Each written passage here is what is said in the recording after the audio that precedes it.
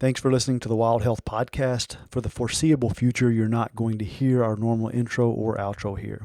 We're going to be releasing episodes very frequently as things are changing. This channel will be used for a very specific purpose. Number one, to communicate with our patients. We're somewhat overwhelmed, and the more we can communicate breaking news and recommendations from us to our patients all at once, the better. So if you're a patient, we're here for you if you need us, but if possible, please tune in here so we can both keep you up to date and conserve our time for the most critical tasks. Feel free to share this with friends and colleagues as well. Number two, we've organized as a group. We have infectious disease specialists, ER doctors, critical care doctors, and in total dozens of MDs, PhDs, and frontline clinicians who are going to be constantly evaluating the news and emerging evidence. We're then going to summarize and translate that for you here every day on the podcast. The speed of change with the circumstances will make us look foolish at times, but we're committed to pouring all of our resources and energy into doing what we can to help and make a difference. You can also follow our updates at wildhealth.com or our Instagram account at wildhealthmd. And if you're a patient, we're here for you. Please tune in here for the updates and let us know how we can help. Today is Monday, March 30th. Thanks for joining us. Today's update, as of Sunday evening, the CDC reports 140,904 confirmed cases and 2,400 deaths in the United States. There's a 15% increase in cases and 14% increase in deaths, and a 1.7% case fatality rate as of today.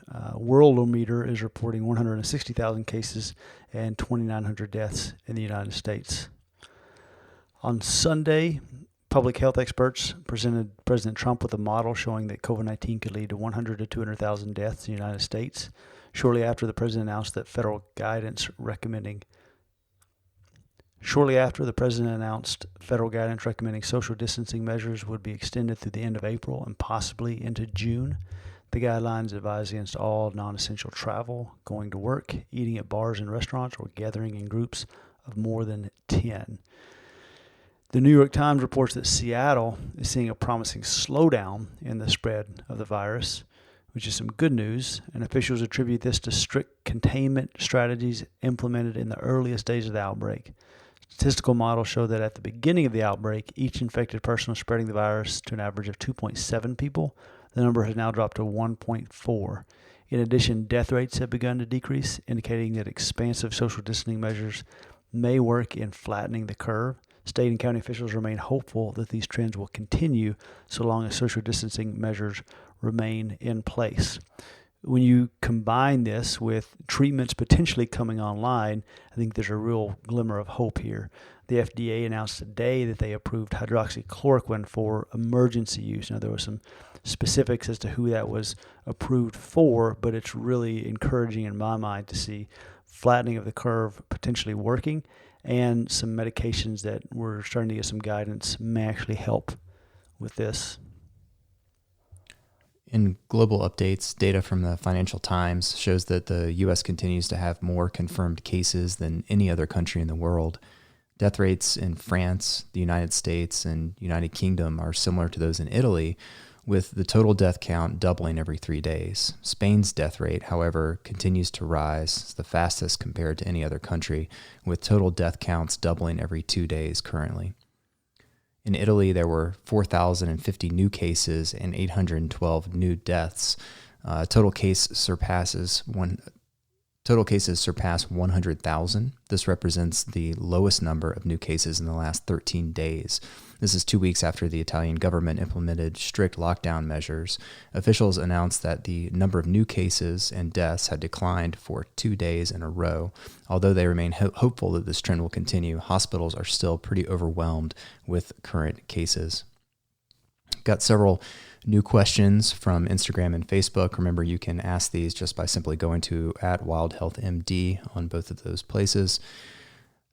First question, is it safe to get pregnant if you are tested positive and no longer have symptoms? If a pregnant woman contracts COVID-19, what can she take or do to combat disease? So we recorded a full podcast on this, which will be coming out tomorrow. So listen in for the answer to that. Mike, do you want to take a stab at kind of a 1 or 2 sentence answer here, or should we just refer people to the podcast tomorrow morning? It's pretty complicated. I honestly think that people should listen to the podcast tomorrow morning. I could try to do that, but I don't want to. I don't want to do it in serve a disservice to the podcast itself, because there's a lot of information there, and the literature is pretty sparse at this point. So the next question is, after you have it, do you have immunity? So luckily we have Dr. Taylor Bright here with us, our Director of Infectious Disease. So I think we have some thoughts on this. So maybe we'll just let Dr. Bright answer that question. Sure, thanks. So we are getting more and more evidence that after infection with SARS-CoV-2, you will receive some form of immunity. At the moment, we have data out to 1 to 2 months showing that there is a form of immunity, predominantly IgM mediated, but also IgG.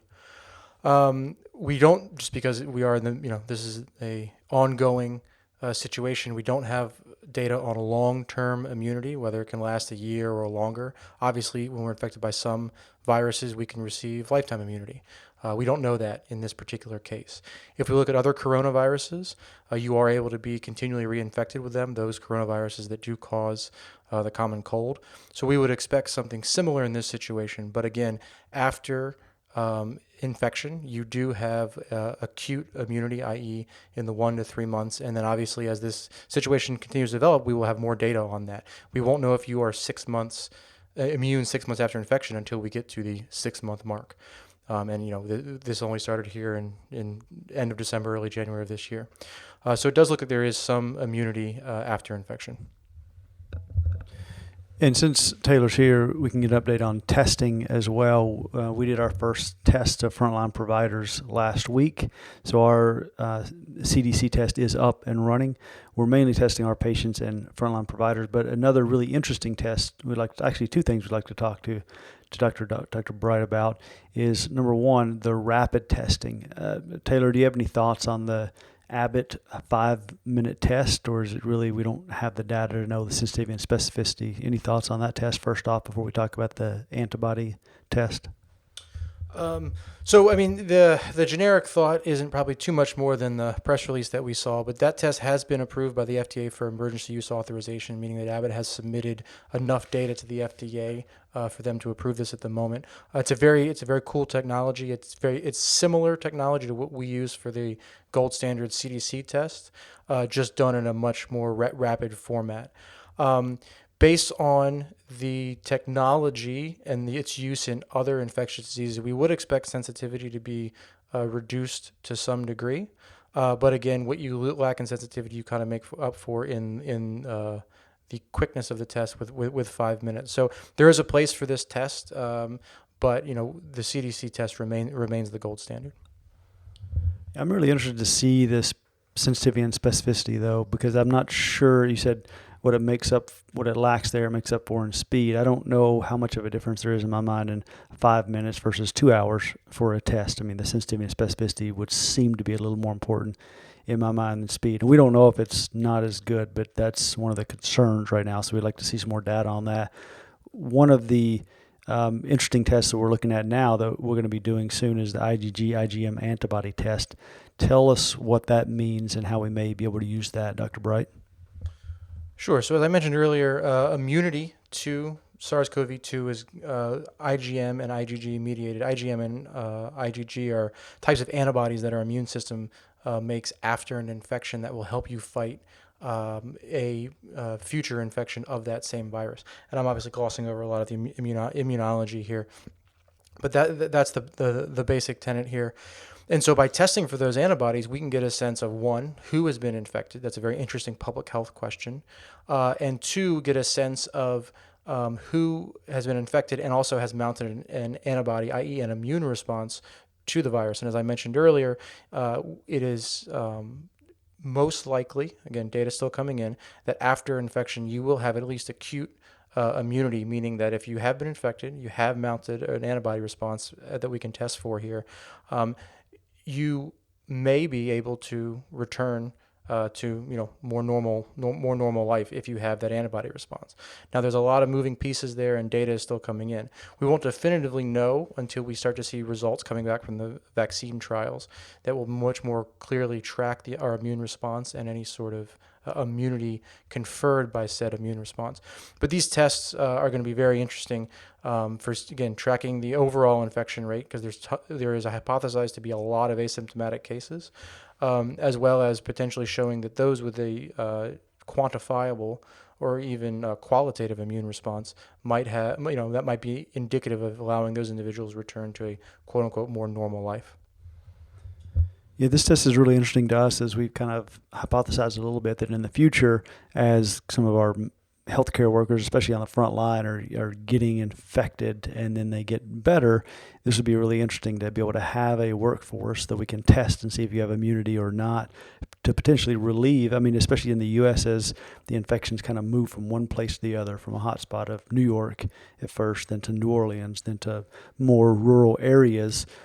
It may be that we have a workforce that is immune. So this is a really interesting test. We are working on doing that right now with our test for SARS-CoV-2. We're testing frontline providers and our patients.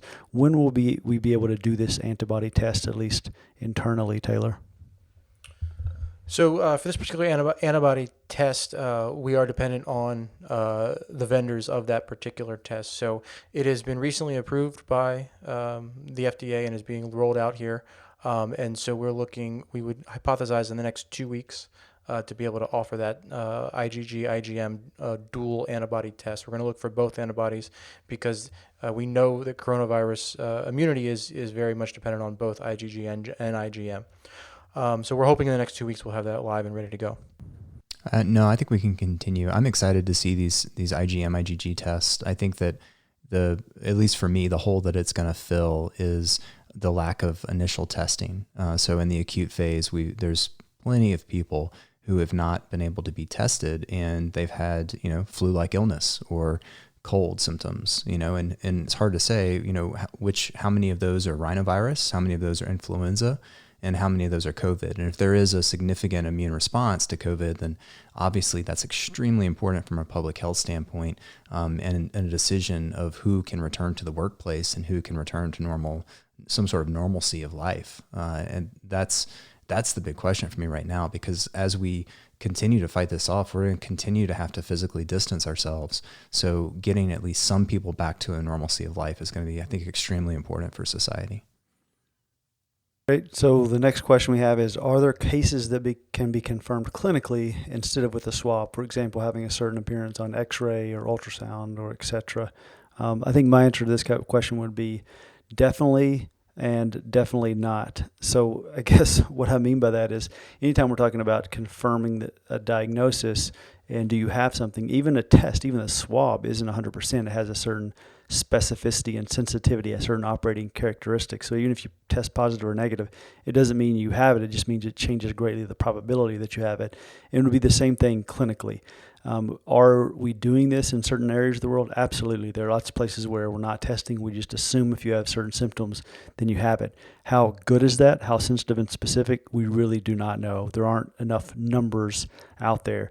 At some point, maybe there will be a clinical decision rule that we can use, and we know exactly how sensitive and specific, but we don't right now. So we are doing this in some places. We don't know how good it is. It may turn out that it's better than the test. It may turn out that it's not as good as the test, but this is happening. It kind of depends on the local area. I think it's important to remember too that these cases aren't being reported. So the people who are presenting with symptoms classic for COVID but are otherwise healthy and maybe don't meet criteria for testing, that's not on our list of reported cases. So if that's what the question's implying, then certainly there's a significant number of people out there that have COVID that are not in the numbers of cases that are reported. Yeah, I mean, once you're in certain places in Italy and Milan or other places where there's so much, there's no reason to test most of the time. Whereas if you're in somewhere where the outbreak is just happening and you need it more for tracking and to cohort patients, then it is important. So it just depends on the situation, whether we're testing with a swab or some other method or just clinical diagnosis.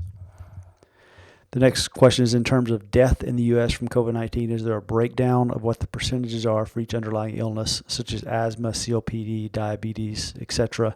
And is there a breakdown with age ranges? We weren't really able to find a breakdown of specific underlying conditions. For the age breakdown, we've talked about this a little on podcast number 62. Basically, in that podcast, we talked about a review of more than 4,000 U.S. patients who were diagnosed with novel coronavirus, and it showed that there was an unexpected 20% of deaths occurring among adults aged 20 to 64, and 20% of those hospitalized were between 20 to 44. Now, that may have changed some. I haven't seen the new numbers, but that's important because most of the data that we were hearing in the media before is that this is a disease that is only severe in patients who are age 60 or older.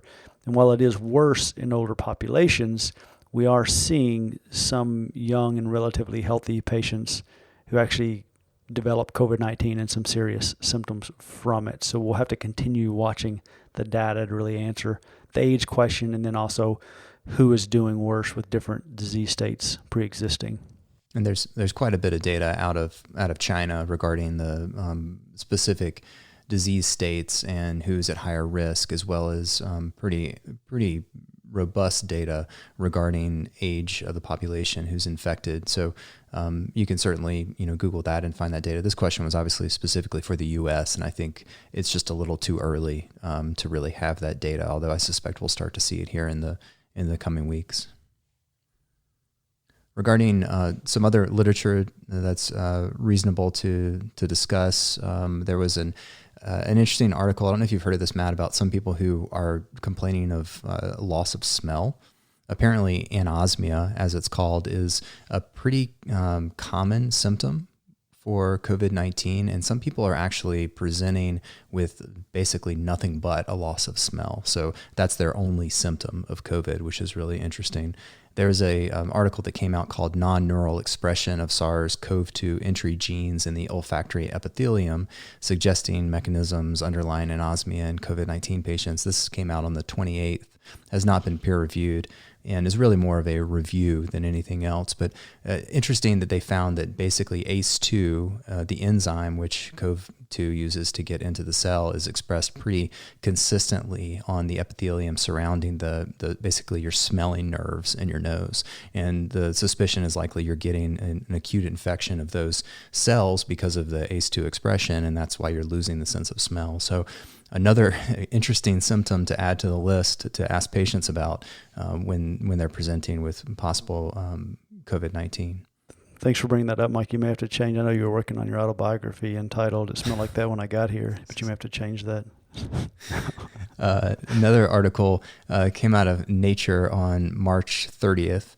Called Structural Basis of Receptor Recognition by SARS-CoV-2. This is a really intense article that is basically a description of the protein, the spike protein itself, and how that looks and how it interacts with the ACE2 enzyme. I'm not going to go into a lot of depth here. There's not a lot of clinical application. What was interesting, at least for this article for me, was that this CoV-2 virus seems to be most related to a bat coronavirus called RATG13, which has a very similar spike protein. And apparently the spike protein on CoV-2 fits much better into the ACE enzyme than the CoV-1 virus did. And we think that likely the CoV-2 was basically a mutation from this bat virus. This is likely going to be important in the future for medical treatments or interventions that are aimed at the spike protein or at the binding site for the virus. So, the research is continuing. This is going to take time, obviously, to figure out how to create a functioning vaccine, how to create treatments that are going to affect the virus. But we're starting to get a better understanding of how things are working molecularly. So about an hour ago, Mike, I was talking to a couple friends of ours who were in the D.C. area, and they got an alert on their cell phone, and they texted it to me, and I thought this was interesting. The title of the news flash was "DC joins Maryland and Virginia in issuing a stay-at-home order." But what was different about this was Mayor Muriel Bowser. He went into why stay-at-home was important. But the interesting part was that this is the first one that I've seen really enforceable. So to get very specific, they said violation of the order is a misdemeanor and punishable by a $5,000 fine and 90 days in jail. Which was the first that I've heard of people actually enforcing this. Now, whether they will actually enforce it or not, I'm not sure, but I think it was just their response to seeing so many people out and really not following guidance. So I'd encourage people to really follow the guidance and do your part so that we don't start seeing orders like this from the government. And to kind of end on a positive note, we did issue the Poppet Deliveries with Coach Cal with the assist kind of challenge a couple of days ago of asking people to do something in their local community for first responders. And we just got word about 30 minutes ago of a gentleman named Gus Euler of Gus's Chicken here in Lexington, Gus's Fried Chicken, who is dropping off meals to the ER and ICU from his restaurant. He's committing to doing quite a bit of that. So if you in your community are able to somehow support your frontline providers, whether it's pre-hospital providers, paramedics, firefighters, police, EMS, ER nurses, techs, physicians, let us know how you're doing that. We really want to spread that word and give you a shout out if you're doing it. That's all I got. Thanks, Matt. Have a good day. All right. Tomorrow morning, the pregnancy podcast will be released, and we'll have another update for you tomorrow night. Thanks so much for listening to this COVID-19 update. Please send us your questions or follow along on Instagram and Facebook at WildHealthMD. And just to be clear, this is not medical advice. No patient-physician relationship has been established, and this resource is really for general informational purposes only. And finally, if you want to spread the word, please send this podcast to friends and family and give us a review on iTunes. Thanks again, and stay safe.